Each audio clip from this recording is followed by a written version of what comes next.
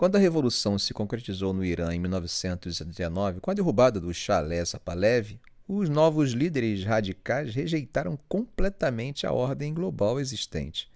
Eles viam os Estados Unidos como o grande Satã, o grande poder imperialista corrompendo o mundo muçulmano. O comunismo ateu da União Soviética parecia igualmente perigoso e ameaçador para eles. Em vez de tentar se integrar e buscar alianças vantajosas como a maioria dos países, os revolucionários iranianos queriam liderar um movimento global para liberar as massas oprimidas pelo imperialismo ocidental. Só que essa estratégia de confrontação não deu muito certo. O radicalismo ideológico colocou o Irã em grave conflito com quase todos os vizinhos e potências mundiais. Após a exaustiva e inconclusiva guerra Irã-Iraque nos anos 80, o país ficou isolado e estagnado economicamente. Quando Khomeini morreu em 1989, seu sucessor, Khamenei, iniciou uma cautelosa abertura diplomática. O Irã diminuiu um pouco a retórica contra o Ocidente e começou a buscar parcerias internacionais. Só que logo depois do fim da Guerra Fria, com os Estados Unidos no auge do poder global, o Irã tinha poucas opções. As relações com a Europa e árabes permaneciam tensas. E a China e a Rússia, recém-surgidas, ainda dependiam de boas relações com Washington para a própria ascensão econômica e geopolítica. Esse cenário começou a mudar nos últimos 15 anos.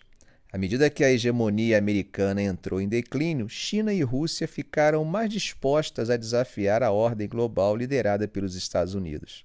Eles passaram a cultivar ativamente uma aliança com o isolado Irã. A China forneceu mercados e recursos para contornar as sanções internacionais. A Rússia contribuiu modernizando as deficientes forças armadas iranianas. O eixo Pequim-Moscou-Teherã efetivamente quebrou o cerco diplomático ao redor do Irã.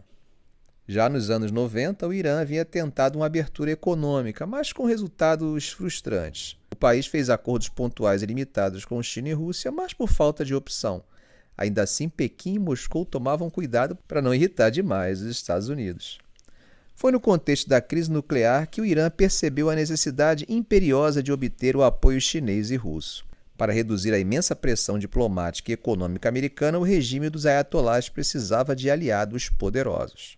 Só que no início dos anos 2000, nem China e nem Rússia estavam dispostos a comprar essa briga. As duas potências ainda lucravam mais mantendo laços amistosos com o Ocidente. A posição russa e chinesa mudou de forma decisiva após 2011.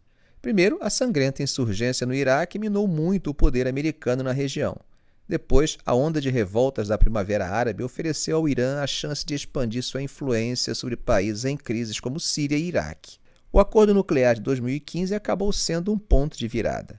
Os termos foram muito favoráveis ao regime iraniano, preenchendo seus cofres e legitimando o programa nuclear.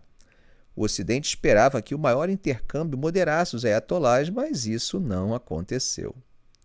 Nos últimos anos, o rápido crescimento chinês criou uma nova ordem mundial com uma esfera sino-centrada de influência econômica e geopolítica. O Irã, com sua posição geoestratégica no Oriente Médio, tornou-se peça importante nesse projeto chinês. Grandes acordos dão controle parcial da economia iraniana para os chineses. Essa ajuda prática da China torna totalmente impossível qualquer cenário de o Irã ceder seu programa nuclear pelas pressões ocidentais. Simultaneamente, a Rússia trabalhou para ampliar os laços econômicos e militares com o país. Isso se tornou ainda mais vital desde que as sanções pela guerra na Ucrânia isolaram Moscou de muitos parceiros tradicionais. Em troca do firme apoio iraniano na crise ucraniana, a Rússia proverá armas e investimentos cruciais. Porém, o custo dessa aliança é o esgotamento dos arsenais e o risco de inimizade com potências europeias. Apesar dos benefícios, os novos parceiros também impõem seus limites e interesses sobre o Irã.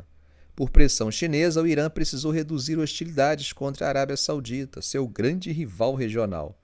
Já o apoio à ofensiva russa na Ucrânia colocou o regime dos ayatolás em rota de colisão com a OTAN. O país assinou um acordo estratégico de 25 anos com a China em março de 2021, que prevê investimentos de 400 bilhões em infraestrutura, energia, telecomunicações e outros setores. Também se beneficiou da venda de armas russas, como o sistema de defesa antiaérea S-300, que aumentou sua capacidade de dissuasão. Mas o ponto mais delicado é a questão nuclear. Por anos, os Estados Unidos confiaram que China e Rússia iriam conter as ambições nucleares iranianas. Hoje, porém, esse cálculo está mudando radicalmente. Tanto Putin quanto Xi Jinping podem ver com bons olhos um Irã nuclear, apesar das consequências desestabilizadoras. Isso traria vantagens geopolíticas contra o Ocidente e enfraqueceria a posição americana na região. Putin adoraria o Irã nuclear humilhar ainda mais os Estados Unidos no cenário mundial. Já a China quer reduzir ao máximo a influência americana sobre uma área estratégica como o Oriente Médio. Portanto, o Irã parece mais próximo do que nunca de obter a bomba atômica. O programa nuclear só se expandiu nos últimos anos, mesmo durante a gestão Biden. As concessões americanas não surtiram efeito. Internamente, a República Islâmica de Khamenei se sente agora triunfante e confiante. O regime já superou grandes crises recentes, como as sanções e os protestos internos. Em breve, segundo analistas, o Irã pode finalmente cruzar o limiar nuclear tão desejado. Se de fato conseguir a bomba, o Irã alcançará uma posição dominante sobre toda a turbulenta região do Oriente Médio. Será uma vitória retumbante para cumprir a ambição geopolítica que o regime revolucionário busca há 44 anos. Ficamos por aqui. Se esse vídeo foi útil para você, faça um comentário, dê um like e, é claro, se ainda não for inscrito, inscreva-se no canal e ative o sininho. Ok, gente? Um grande abraço do professor Arão Alves.